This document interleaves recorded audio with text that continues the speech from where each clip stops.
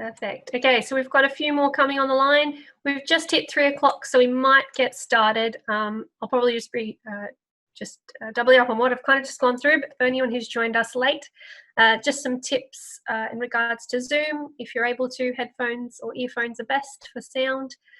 If you're able to mute your microphone for the presentation, we'll have Lily Barnett and Alex Dickey speaking today about the Australasian Recycling Label. And at the end, we'll have a Q&A. So what we do ask is, if you do have any questions as the presentation's going along, feel free to pop them into the chat box. Myself, Joe, and Alice, all from APCO, will be monitoring the chat, and then at the very end, we'll have a Q&A and be answering each of those. If you're able to pop your full name and where you're joining us from in the chat box as well, just so that we can know who's joined us today, and we'll see how we go. So just moving on, some extra functions within Zoom. Down the bottom, there is a little reactions button. I believe it's a little smiley face with a plus symbol next to it. If you just click on that, you can either have a thumbs up or a little clapping sign. So if you're wanting to interact or if you see something exciting, feel free to pop them in. We are recording this session and hope to share them in the coming weeks. We're doing some editing, just cutting it down so that we've got the short video to go up for anyone who's unable to join us. If you do have any technical issues, feel free to pop that in the chat box as well. The team will be monitoring them and will be able to assist. If anyone can't find the chat box, it's just down the bottom. It'll probably be flashing orange for you as well.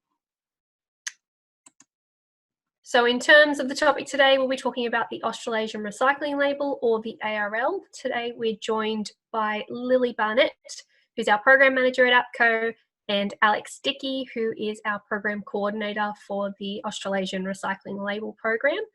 They'll be taking you through a whole lot of information, but feel free to listen and enjoy, and again, add any questions and we'll go through them soon. All right, I'll hand over to Lily. Thank you very much, Alison. So I will share my screen so you can all see that. All right, hopefully you can all see that one there. So just to start off with, I just wanted to give you all a big overview of what we're going to talk about today, and welcome everyone. It is lovely to see some familiar faces or names, and also some new ones. So hopefully we'll be able to provide some really accessible content for you all today. So what we really want to talk through today are those core principles that guide and differentiate the Australasian Recycling Label from any other on-pack recycling logo. So we really want to show you why the program is so much more than an on-pack label, and share with you all the resources and support that APCO can provide to ensure that your organisation and that our whole industry can benefit from this program. So Alex and I are going to alternate a little bit today, keep you all engaged, show you some live demonstrations of prep if you haven't seen it before, and refer you constantly back to our Holy Grail support guide, which is what we call our ARL user guide. So hopefully you would have seen that before. I might get one of the girls to add the link into the chat as we go through it. We'll get it up on your screen, but do feel free to have that one in hand as well. And then, as Alison said, finishing off today, we're going to have plenty of time for questions. So please feel free to add any in the chat box as we go, and we can get onto those straight away once we're finished.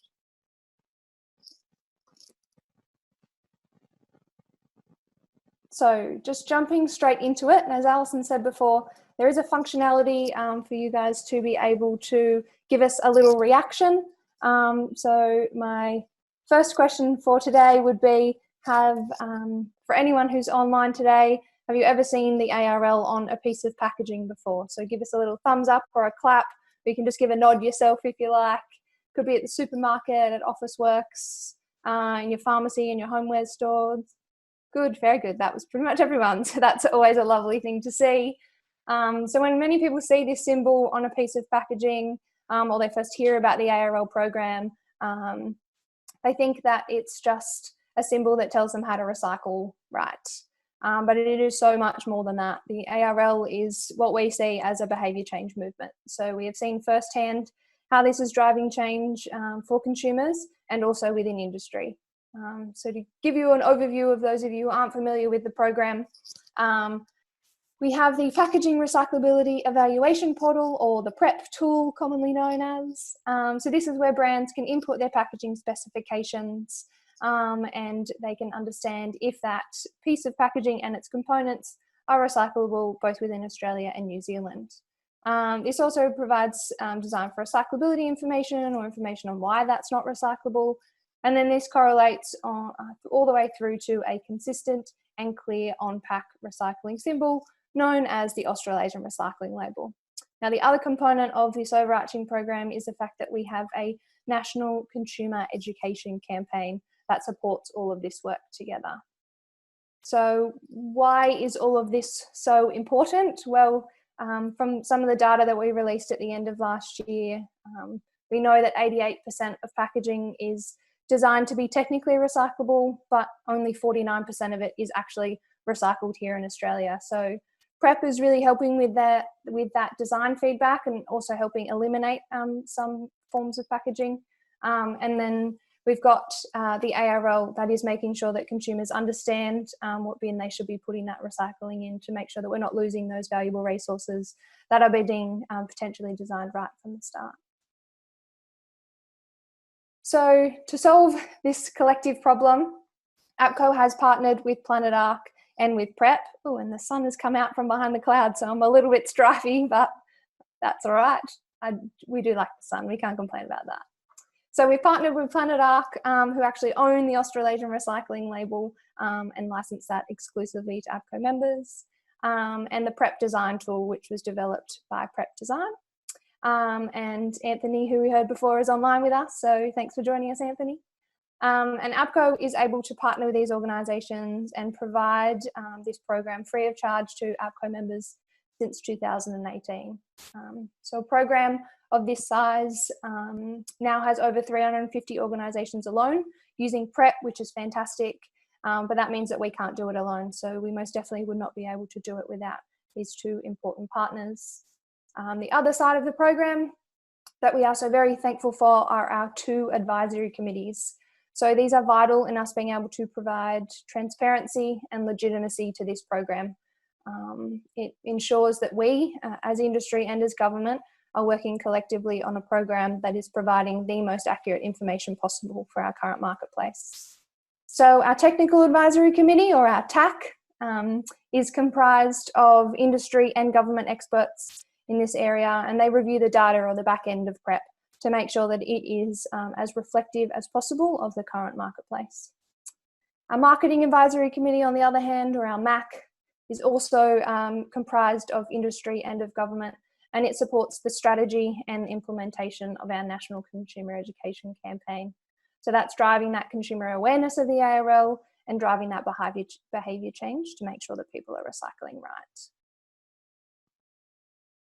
So that was just a quick overview of a very big program. So hopefully that sets the scene for a few of you or caught any of you up to speed that may not have been across the whole program.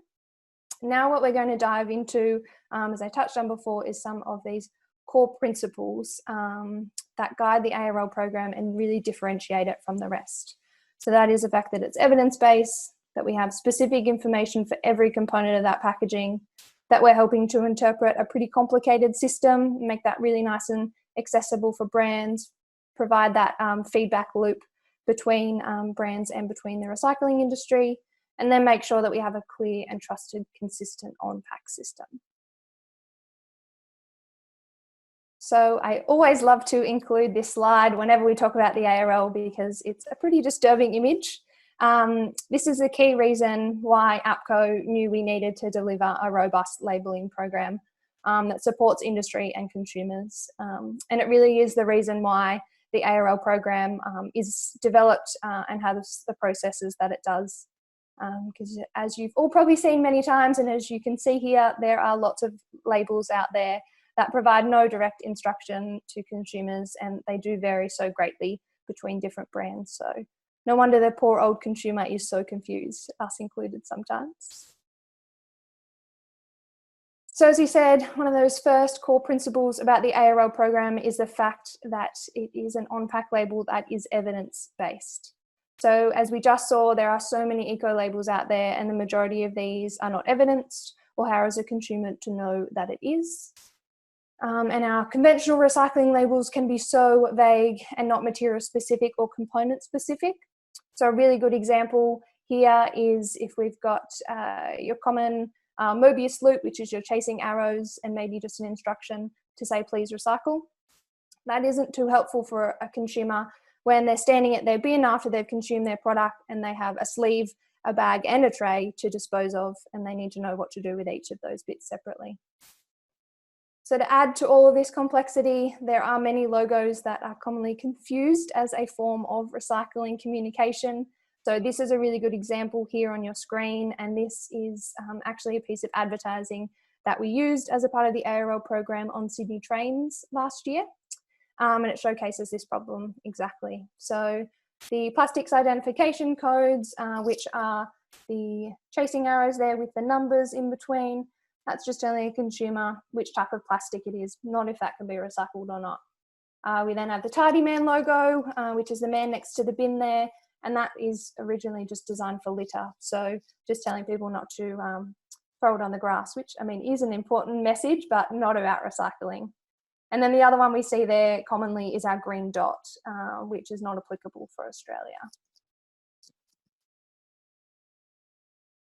So this is where PREP comes into all of this, our packaging recyclability evaluation portal. So PREP provides and stimulates the recycling ecosystem. So this goes all the way from when you're a consumer, you finish your product and you're at home, which bin can you put it in at home? So it's up to what councils are collecting. So we collect all of that information. It goes all the way through into how that is tossed and turned and identified and sorted at a material recovery facility or a MRF.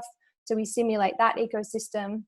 And then that also flows all the way through into once it is baled as a particular material, how it is then reprocessed as a secondary material, and also what markets are available for that material to be turned back into ideally new packaging or potentially into a new product. So we'll give you a bit of a demo a bit later for PREP, but as we mentioned before, common recycling labels are vague, and this image is a perfect example of that. Just look at how many components one piece of packaging can have here. We've got 3 for the one on the left and 5 for the one on the right here.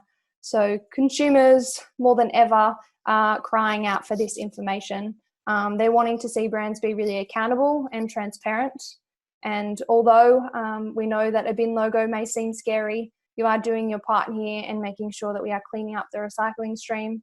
Consumers then know that they need to put that small item or that different material into the bin, and that makes sure that it's not contaminating the really valuable, actually recyclable materials in that stream.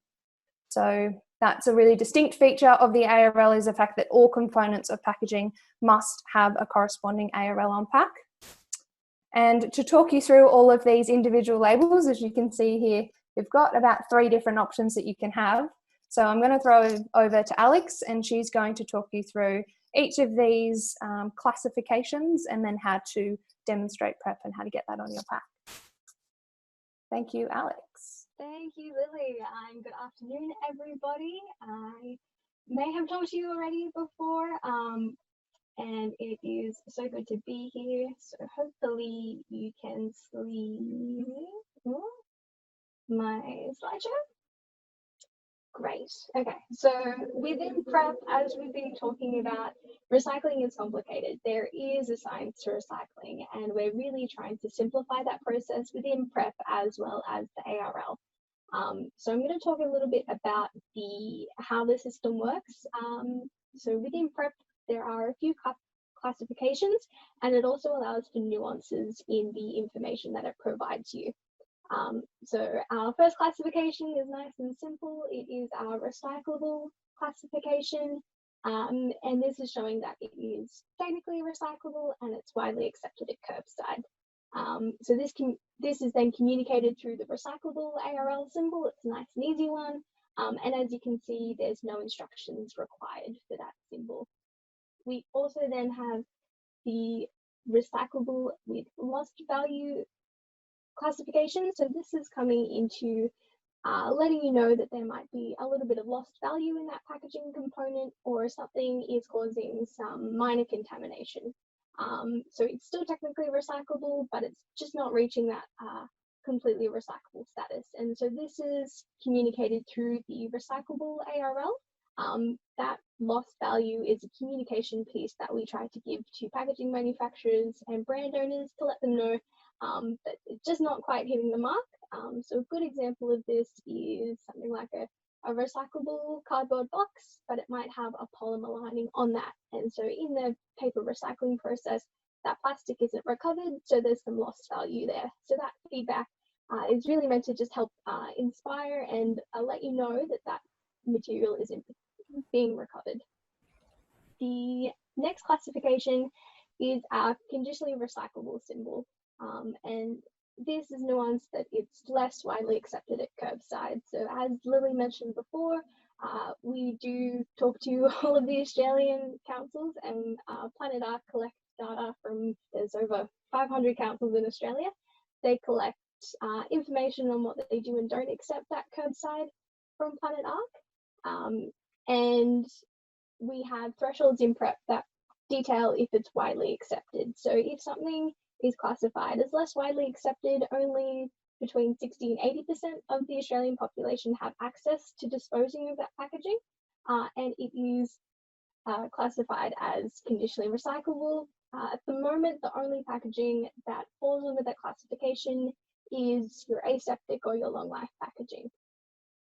And the instructions. Sorry, Alex, I was just going to jump in quickly. We're just getting some feedback that people can't hear you too well. Do you want to maybe turn your camera off?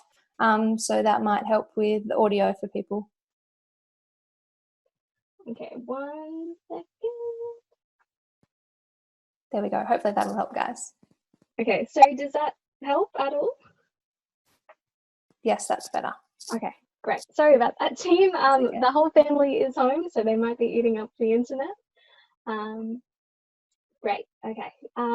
So, and if anybody didn't hear what I just went over, feel free to have the questions in the comments and we can come back to those and I can go over them at the end. Sorry for that. So then the next conditional recyclability that is there is talking about what's accepted at alternative destinations. So it's something that's not technically recyclable at curbside, but there is an alternative system where it can be recovered. And at the moment, the only system recognized through the ARL is the Recyclable Soft Plastics Collection. So that meets similar requirements to curbside recycling. So things like consumer access, they're in every Coles and Woolworths, so they're readily accessible for our consumers. And so that is then recognized through the ARL, and the instructions are for consumers to return to store or drop them off at the store. And then our final result is not recyclable. So that just means it's not technically recyclable at curbside and has to be put into the waste bin. However, we do have other instructions that look to consumer behaviors. So there might be something that packaging could be folded or flattened that would then make it recyclable. And I'm going to show you the user guide. So our holy grail. We are very proud of this document. So if you haven't read it, please do. And this information is on page 11 of the user guide, that table that I just showed you. And then on to page 22 of the user guide, we have what we call approved consumer behaviors. So these are extra instructions. So in this example, we have cardboard items that are 3D after being crushed underfoot. So as we talked about, recycling is a science. There is different ways that these systems process these materials. So, you know, material recovery facility, for example, they do sort their paper based on a 2D, 3D ratio amongst some other algorithms in the background of the recyclability platform. But if your cardboard or your paper item isn't 2D, it might get sorted into the 3D container system. So we have instructions for consumers to flatten to recycle, and a really good example to think of here is something like your rigid phone packaging. Whenever I get a new phone, it's always quite a sturdy box that you can't really flatten. So we just need to give consumers that extra instruction to make sure it does get sorted correctly. And last December, we had some really exciting updates come through to PrEP, where we now have this conditional recyclability built into PrEP, and the ARL images now appear as well. But this is flattened to recycle, not the only instructions here. There are a few more. It goes through aluminium foil, some small paper, some small plastic caps and lids as well, and there are others. So please jump into the user guide, check them out. And if you ever have any questions, if something comes up as not recyclable, this is your go-to list just to check that everything could be recovered with extra help from our consumers. So if you've never jumped into PrEP before, please head to prep.org.au.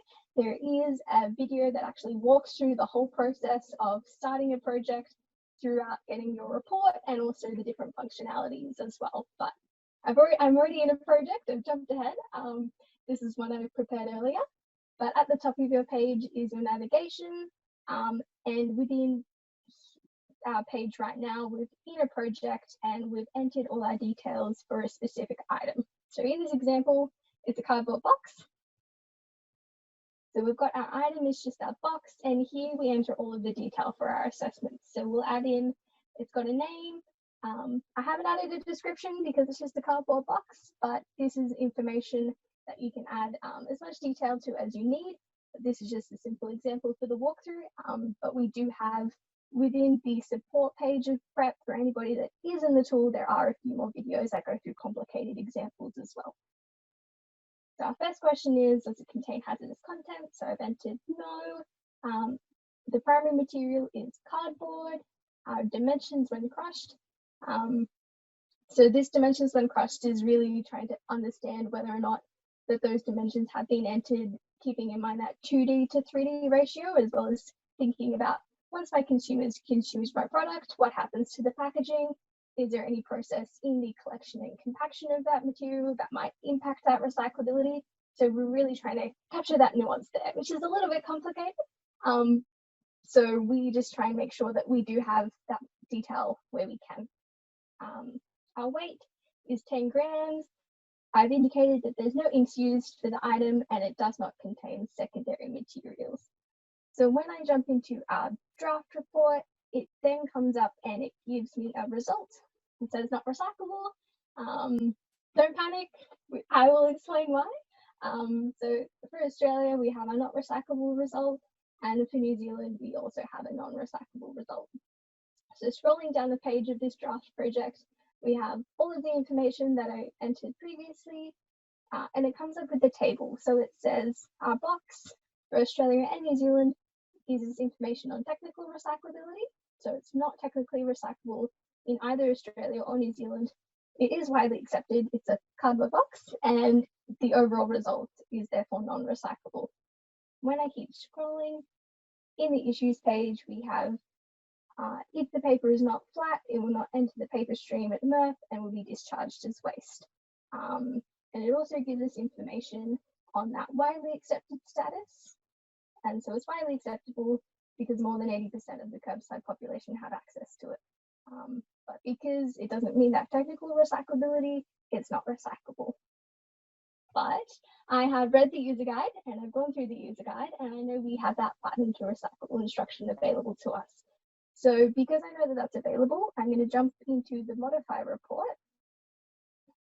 And on this page, it allows us to make sure that and check whether conditional recyclability is available. So we also have the user guide linked directly here, nice and easy in case people are working through this as they go along. But because I've gone back, I've looked at our dimensions, I've said if consumers were instructed to flatten this and then those flattened dimensions were entered, it does give me a recyclable result. So I'm going to click our little pencil icon and I'm going to select the box. And then in this page, if we had entered any other components, potentially if there was a lid or a divider or anything like that, if they had been determined as recyclable, they wouldn't appear in this page. We've already received a recyclable result, so we can't modify that ARL. And if we ever do have a non-recyclable result, potentially if it's a plastic that contains something like carbon black, it would not give us the option to modify that artwork because we don't have instructions that would allow consumers to remove that carbon black. So it does give you the ability to modify the ARL, but it's based on what's been approved for those materials as well. But we're going to select Platinum to Recycle. We're also going to do the same for New Zealand. And what you can see in the preview is that those changes to that artwork as well. So if we hit conditionally recyclable and Platinum to Recycle, because those behaviours are available for both Australia and New Zealand, we'll add them both. We'll hit apply, and our new artwork appears as conditionally recyclable, Platinum to Recycle. And we're pretty happy with our report. We might jump into the final report. It gives us that conditional recyclability, and we'll save it. And that was a pretty quick review of prep and that modify ARL function. We're very excited to see it included. So I'm just going to jump back into our presentation.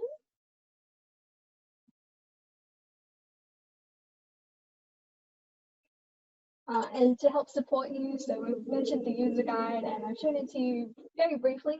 It is quite a big document, but it does go through everything from the governance of the program that we touched on earlier, all the way through to how to complete an assessment, information on Red Cycle as an alternative destination, and then the style requirements in applying the ARL on pack. So everything from color and size to the URL and the backgrounds and all of that detail.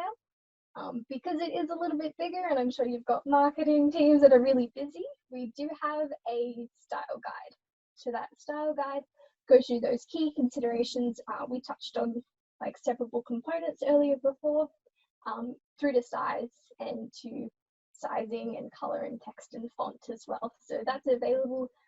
Feel free to pass on to those marketing design teams. I'm sure everybody's busy and they might not want to read the full user guide. That's more than fine. But we definitely have this resource available for you as well. And we also have a resource kit, and it says brand owners here, but we do have one for brand owners, packaging manufacturers, partners, all levels of government, and we also have other resources similar with Planet Arc, who have made some for waste and recycling teams and local councils as well. And these include information for different EDMs to tell councils, your consumers, your suppliers, all about the ARL and how they can get involved and how you're involved. And we also have different information on things like social media posts and how to get in contact with us to talk about the ARL in a bigger picture. But all these resources are available to you and your teams, and of course the APCO team are available as resources. Any questions, we are very proud of Prep and ARL, so we're always happy to help. And I think that's me, so I'll pass you back to Lily. Thank you very much, Alex. Yes, as you said, a quick overview of a platform that can do so many things. So thank you very much, Alex, for that. I will jump back in and share my screen so you all can see. So as Alex just demonstrated, and we went through before, there is a requirement when we are using the Australasian Recycling Label, is that you've got that evidence-based system, you put in your packaging specs, and you've got that result there. And there, we have also recently integrated the ARL directly into your prep report, so you can see exactly what that ARL should look like when you're moving then to putting that on pack for your consumers. So the result of all of that hard work is the fact that now you're able to put on pack a recycling label that is part of this broader collaborative program that is driving a collective solution. So the ARL, as we said, aims to be clear and transparent and consistent. And the application of the label is critical in the successful delivery of our behaviour change campaigns that APCO, along with industry and government, are driving to improve material recycling. This is something that is recognised and has been actively supported by many parts of industry as well as federal, state and local governments. So as we said, that consistency and that accuracy of the label enables us to have wider communications and really builds that deep trust in the recycling system. There we go. So here are some examples of the wider communication opportunities that have arisen for brands that are involved in the program. So this is some part of the Sydney Trains advertising that I touched on before. So this was a joint marketing opportunity that enabled us to showcase the brands that are being leaders in this space by providing their consumers with this evidence-based recycling label that is clear and consistent. And this gives us an opportunity here to really push that broader message of why recycling is so important and why recycling right is also so important, and also providing some joint marketing opportunities there for different brands. And then this is another example as to why the need for the ARL to be consistent and accurate on pack is so important. This ARL campaign right here was funded directly by federal government at the end of last year. It ran during National Recycling Week. This saw the ARL up in lights across Melbourne, across Sydney and across Canberra, as well as on some online media. So for these programs to be effective, we need consumers to be able to go home, pick up that piece of packaging that your brand or your organisation has developed, and see that ARL on pack. As we said before, consumers now more than ever are really eager to see this information, and it's our role to be supporting organisations and to be getting you all to join this program to make sure that we can help provide consumers with this information and ultimately help strive towards our 2025 targets and increase those recycling rates and increase those design for recyclability as well. So that is all from us. Alison, I will hand back to you. I believe it's question time. It is. So we have had a few questions come through the chat box, so feel free to pop anything in there. We've got the team monitoring it as well. I've had a couple that came through to me directly and also to the team, and they've passed them on to me. So first up, we had a question.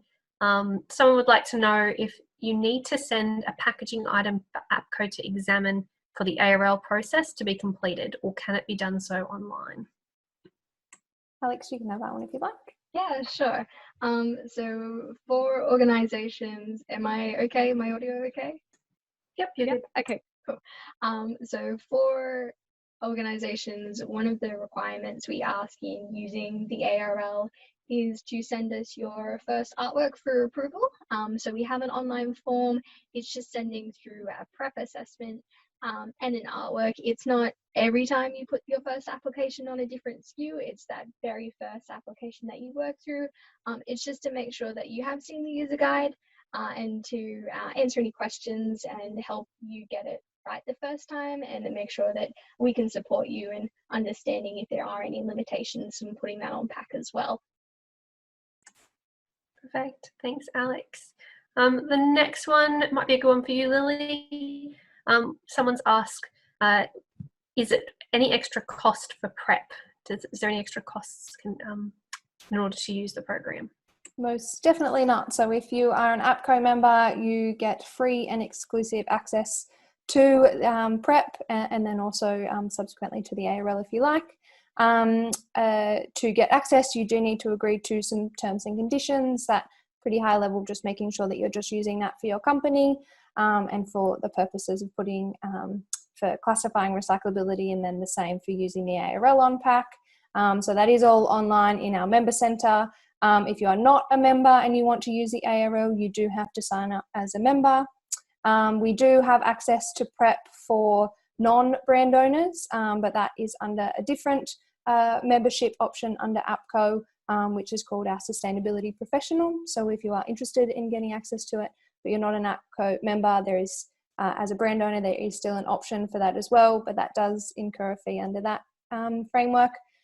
If you have a really big team and you want all of your team involved in prep, in there doing prep assessments, there can be an additional cost for additional users if you do want more. So I believe that's only $300 a year, and we do pro rata it. So if you are only using it for half the year, half the price. Perfect, thank you. Next question, Alex, this might be a good one for you. So someone said, we're a brand owner member. If we have our artwork designed by a third party, are we allowed to give them access to the user guide? Yeah, definitely. So if you have a third party that are looking at designing the artwork and putting that on pack for you, so it's really good to always emphasize that the ARL is trademarked. So just in case you have that design company working for anybody else, just making sure that they're only using it to apply to your packaging, and then passing on that user guide and also that style guide is a really key resource that they that will help them in their application, just to know that really key overarching design requirements for the ARL. Perfect, thanks Alex. Next question, this is a really good one. How do we get involved in having our products highlighted in one of your social campaigns if we have the ARL on pack? Great question. What we do constantly ask members to do is share with us when you do have a new packaging format that you know is going to market at a certain time. Let us know. We can most definitely include that in any upcoming campaigns or things like that that we've got going on. Again, it is really just about keeping us updated and letting us know as far in advance as possible. We do try to work to especially in terms of our social calendar, working to things like maybe a holiday around that time or something like that, to really help share a broader recycling message as well. So the best thing to do is keep us updated that you've got a product that you really want to highlight, and we will see where we can tie that into our campaigns. Perfect, thank you. We did have another question come through from Daniel at Sanitarium asking, is the soft plastics return to store option similar to RedCycle available in New Zealand? If not, are there plans to extend? We have actually had Michael respond saying there is a soft plastics recycling scheme in New Zealand, but at the moment it isn't full coverage at this point. But there's a link in the chat box in case anyone else is interested in that one as well. Another question we've had in here, it says from Marlene, is there a tolerance in the depth of the box which would impact the prep tool? Alex, do you want this one or would you like me to take it? I don't mind. I can definitely answer this question. If you ever have a cardboard box that doesn't have the flatten to recycle instructions, they're already entered those crush dimensions and it's 2D enough to reach that threshold. So there is a threshold in prep that will look at it, 2D and 3D. So when they've entered in that the falafel mix box that you put in there as an example, Marlene, because it has been able to be crushed, then it doesn't need that extra instructions. We're more thinking of those really rigid cardboard that if there was a force applied to them, that they wouldn't be flat at all. Perfect, thanks Alex. We've had another one come through. How does prep make a decision on which ARL symbol to use when the main pack, for example, a HDPE milk bottle, has a permanent self-adhesive label applied? Yeah, so I guess in terms of a broader sense, as Alex showed before with prep, what prep is assessing is your primary material and then all the different additives, inks, adhesives that are used when you have a large label. So we are looking at all of these different aspects. So if a label is too large, it may inhibit being able to be accurately sorted when it gets to a material recovery facility. So the sorting equipment may accidentally identify the label rather than the underlying polymer underneath, and it may then incorrectly be sorted into the wrong stream. The other aspect with labels can be that if they are attached or laminated directly onto a polymer or something like that, and there is too much of that material, when you then get to a secondary reprocessor and that is flaked and grinded up, and if those two polymers, for example here, may not be able to be separated from each other, then you're losing that material when you get into the secondary reprocessing. So we look at all these different thresholds and try and make it really clear and simple from the start to say, this label is going to cause trouble. So that's when then ultimately we'd be looking to see people to try and find a different label potentially. Perfect, thanks Lily. We've also had another question come through. So they've asked, or they've said that we manufacture packaging and have several food packaging manufacturers that have asked us to complete prep tools for them. What's the responsibility then, I guess, between those that are the packaging manufacturers and the brand owners? Where should they have the prep report or the application of the ARL? Yeah, so I can answer this one. So In labeling itself, the labeling lies with the brand owners for the packaging items. So if they're putting their own brand label on pack, that ARL is going to be linked to that brand. So if you're a packaging manufacturer, we encourage you definitely to jump into prep, look at those assessments for your packaging to make sure that it is recyclable, and then you can explain that to your customers and pass along those assessments. But in the end, they are also going to need to have those prep assessments if they want to apply the ARL on pack.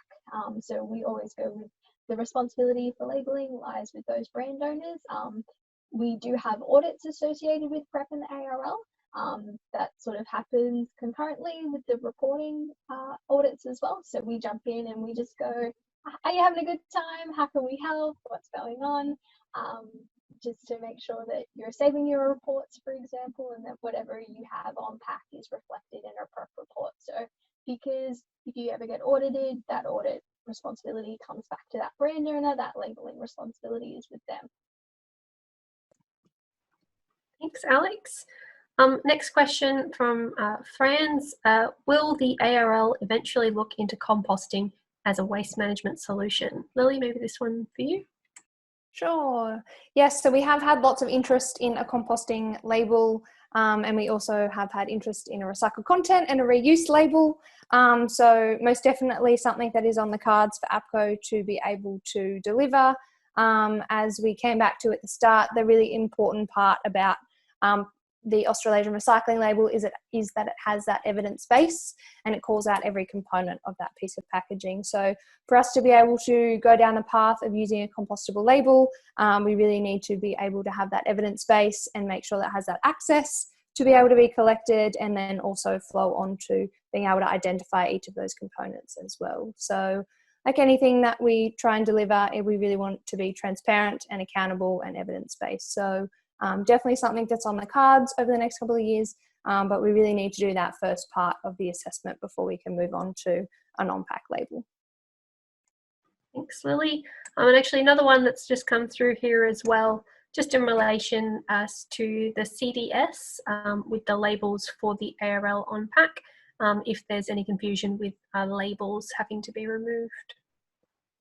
Any thoughts to support that? Yeah, definitely. So the CDS, or the Container Deposit Scheme, for those of you who may not have heard that before, in New South Wales, we call it our earn and return, and it has different names all over the country, and about to see it in Victoria, so we'll have it everywhere, which is great to see. So these programs are working in parallel. We, as APCO, have actually just developed a national CDS working group, and that is helping industry and the scheme coordinators under those CDS programs work with APCO. It is a really important closed loop system, and it is driving really valuable material and a really clean stream. So something that we are most definitely looking to align in terms of labels and caps and things like that, so that we can provide that really clear message to consumers so that they know what they should be doing with that packaging item. So most definitely something we are looking to work on harmonising, but these things do take a little bit of time when we've already got established programs, and then we've got to find a way to meet in the middle. So great to have that group together and be working on all of this. And yeah, aiming for some consistency nationally. Great, thanks, Lily. We've got another question here. So it's just come through to me in terms of the ARL being on pack. Is it only for consumer-facing packaging, or can it be used on business-to-business packaging as well? Yes, so at the moment the ARL is only for consumer packaging, and the reason for that is, as we showed before, PrEP stimulates what's collected at curbside for consumers. So we currently only have the data to be able to be reflective of that system and how that then moves through a MRF and things like that. One of our focus areas for this year is to unpack the applicability of the ARL for business to business or C&I packaging, so that we can make sure that we are providing a really clear instruction on this aspect as well. As we said before, we need the data before we can move on to pushing the label onto here. So we need to have a bit more visibility over what businesses' collection is like, so that we can make sure that that label is reflective of the way that that packaging is being collected, and then how it will move through its separate sort of process as well. So most definitely something that's on the cards. We want to make the ARL accessible to all of our members. You know, some of you don't have consumer facing packaging, so we are most definitely working on that one as well. Thank you. So the next question that's just come through to me, are there any movements for other countries to look at programs like PrEP and the ARL? Alex, do you want to take this one?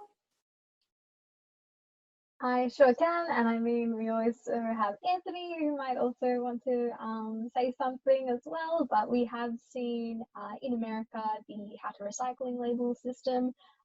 It's a little bit similar to what we have going on, and they do look at accessibility and recyclability to verify those labels that they do have on pack.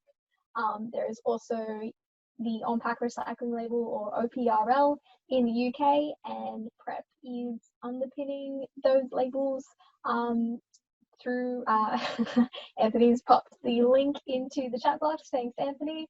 And I believe last year as well there was exciting announcements from Anthony about PrEP being live in Singapore.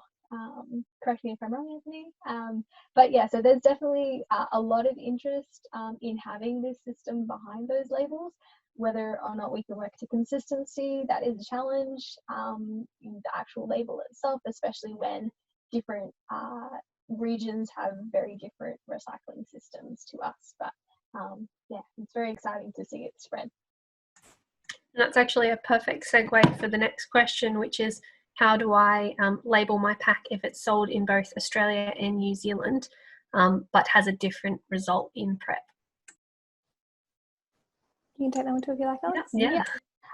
So what we do have in the user guide, we do have an example of what this might look like. So if it's coming down to something like the Red Cycle program, where there's differences in soft plastics collection, what we say is if for whichever differences there will need to be separate labels. If you can't label them individually, if you're not going to know what's going to go to the Australian market versus the New Zealand market, there would need to be 2 labels on there for that one component, and you can use Australia and / New Zealand above either or you can use AUS and then NZ as like the ISO standards, just to differentiate those labels, because we want to be as consistent and as transparent as we can for that packaging if there are differences. And we are updating that data for Australia and New Zealand yearly, and at the moment the only difference is that Red Cycle label.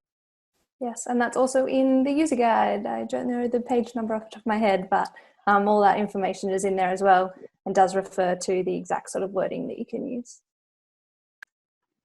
Cool. Thanks both. Just a follow-up question to one of our earlier ones about business-to-business packaging. Someone's asked, what about labelling for B2B products that may then reach end consumers as well? So they work in both the consumer-facing sphere and business sphere. Can the ARL be applied then? Yeah, so in a case where you may have packaging that is sort of sold in bulk, I can see the question in terms of like Costco or something. Yes, you are able to use ARL in that format. Ideally, where if you can label the ones that you know are going to go there versus others, that would be the ideal. But we know that that's not always necessary.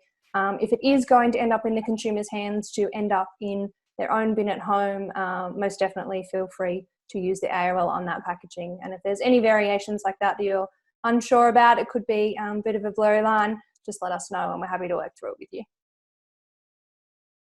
Great, thanks Lily. So we've also had a couple of comments that have come through the chat as well. From Wendy from Clean Up Australia, they said that they're interested in talking to brands who want to highlight that they're doing the right thing as well. And we also had a message from Ali from Planet Arc. So do have a jump in the chat box to have a read of those. I am just conscious of time. If anyone does have any last minute questions, feel free to send them through. I think we've managed to get through to all of them. But just know if we don't get a chance today, you're always more than welcome to send the team an email. We're accessible at apco@packagingcovenant.org.au or ARL@packagingcovenant.org.au. and the team is always happy to chat and support you through those processes. Another thing we wanted to point out to the team, to the group today, is that the team is looking to, again, continue with these APCO community webinars week on week, and we're looking to host additional ARL ones in the future and prep, looking at the full program. So if you do have any thoughts on what you'd maybe want a webinar on, or different types of topics you can talk about, if you have any other broader topics you want to talk about as well, feel free to pop them in the chat box or send us an email. I think we'll likely send an email next week. But I did want to say thank you to Lily and Alex for taking the time to present for us today. I do hope that everyone who's joined us today learned something new. We've got a couple of claps coming from the group, which is great. Again, feel free to get in touch if you do need anything.